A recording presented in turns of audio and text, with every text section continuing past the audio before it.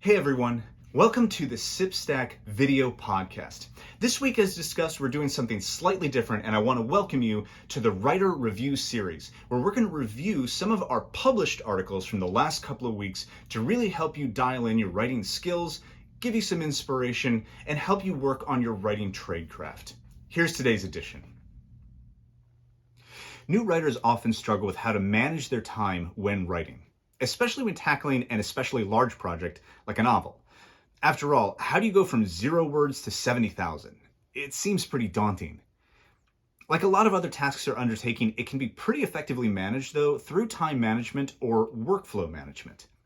Admit it, how many of you have I already lost?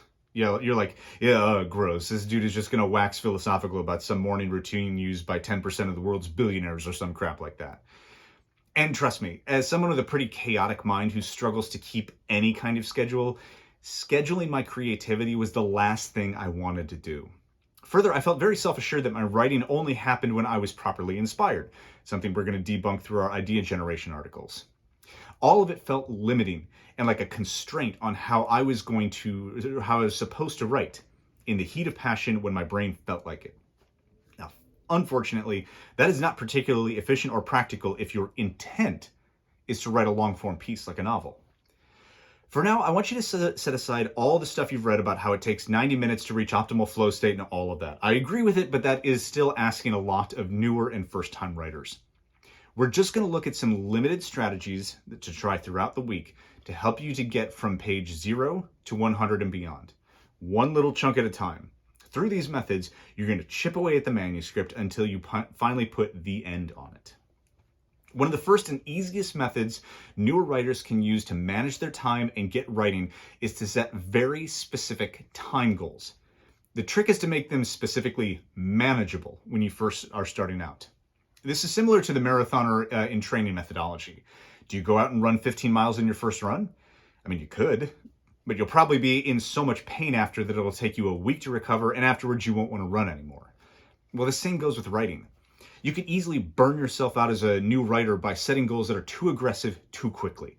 Yes, you want to write that novel, and believe me, the world is waiting for it. You're an amazing writer, and we can't wait to see what you have to offer. But have you ever sat down and wrote uninterrupted for an hour before? College cram sessions don't count. Writing, or really any kind of mental activity, is much like exercise.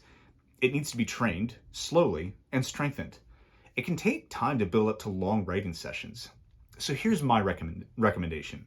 20 minutes. Set aside 20 minutes every day, whether morning, afternoon, night, whenever you feel most focused, engaged, and write. No distractions, nothing to pull focus. So that means no phone, television, music with lyrics, etc. Anything that can drag your attention off the pages, cut it out. Especially in today's hyper-distracted world, I bet you'll find this more of a challenge than you expect. Honestly, it still is for me sometimes. But here's the deal that you make with yourself. Write for 20 minutes. If at the end of 20 minutes you hate everything that you wrote, but at least you wrote, you can move on with the day. But if after 20 minutes you're still in a good creative state and want to keep going, then keep going. Maybe you write for 30 minutes or an hour. The point is, you start yourself with a small goal and see how it expands. When I wrote my first saga, that's exactly how I did it. I would sit down at a coffee shop every night and say, I'm going to write for 20 minutes. If there was nothing there, I'd grab my drink and head for the door. If the writing was strong, I stuck with it. And don't be surprised if at first this is a bit of a back and forth process. Some days you might write for an hour and a half and think, this is it, it's finally coming easier. Only to the next day crash after 10 and spend the rest of your 20 minutes staring at a blank screen. And that's okay. It's all part of the process. Just hold yourself accountable for a manageable goal every day and it will get easier.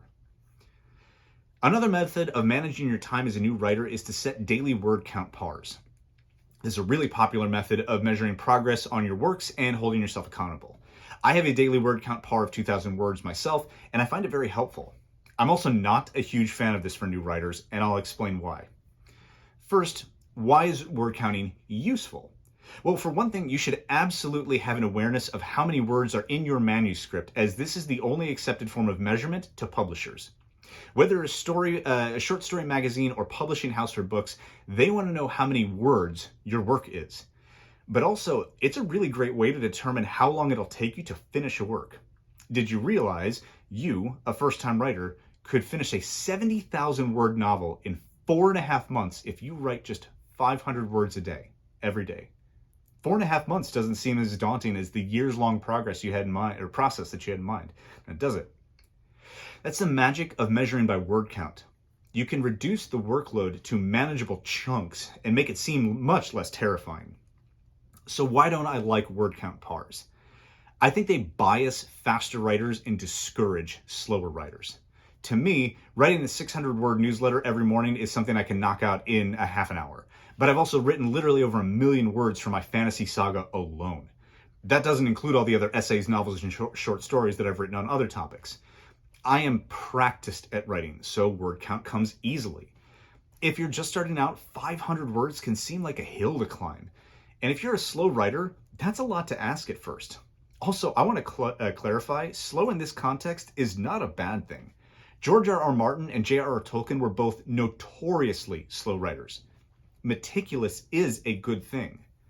That said, the reason I find daily time pars a better method for beginning writers is it puts everyone on an even playing field. 20 minutes to you is the same 20 minutes to me. Whatever we accomplish in that time is something accomplished. All the same, if you are getting comfortable with your writing and want a new method of holding yourself accountable, consider a word count par. You'll break that big work up into manageable chunks in no time. Workflow management and establishing the habit of writing is important when you are starting out. So whether you decide to use a word count par, a time block, or some other method, commit to one and practice it daily for 30 days. Then, progress pictures, I can't speak this morning. Then, like progress pictures, take a look at everything that you've created at the end of 30 days and reflect on the fact that it would not have gotten done if you hadn't committed. It's pretty awesome, right? A few closing strategies on time management and workflow. If you find that you are having particularly difficult time focusing, try this radical idea. Turn your Wi-Fi off. I mean it. I do this at least 3 times a week to get into a deeper focus state, or 3 times a week, rather. You don't need the internet to write. Even if you use an app like Scrivener or Google Docs, write during your block in a notes app or something else that's offline and upload it afterwards. Try this. I promise you'll like the results. Turn the internet off. Something else you can try? Unplug your TV. Literally take the plug out of the wall and then out of the back of the TV and put it away somewhere until you're done writing. While you're at it, put your phone in the same place. You can come back to them both when your 30 minutes or 500 words is up. The point of all this is to absolutely eliminate distractions. Most people don't realize how much is dragging on their attention until you start taking things away. It may sound cheesy, but give these methods a shot, even if just a few times a week. See how much your workflow improves. Now get after it. Thanks for joining us on today's edition of the Writer Review series. We can't wait to see you again tomorrow, where we'll have more tips, new tricks, and more inspiration to help you along on your writer's journey. We'll see you then.